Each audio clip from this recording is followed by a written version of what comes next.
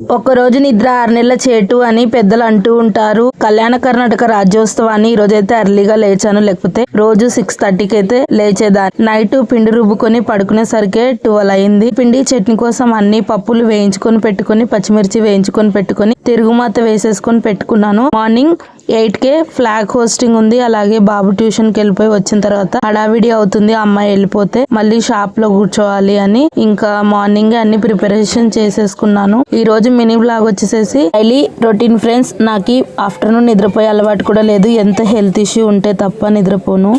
Early morning idli chutney prepare చేశాను. పిల్లలైతే ఈరోజు స్కూల్ కి వెళ్ళిపోయారు. మీకు ఈ షార్ట్ ఎలా అనిపించింది కామెంట్ చేయండి.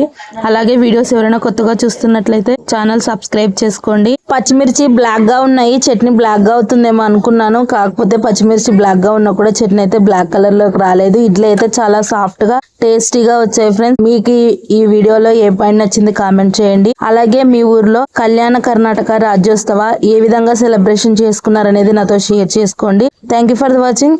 Have a nice day. More information కోసం లావణ్య హెల్త్ అవేర్నెస్ ఛానల్ చూస్తూ ఉండండి. మరో మంచి షార్ట్ తో కలుస్తాను. బాయ్ ఫ్రెండ్స్ అందరికి.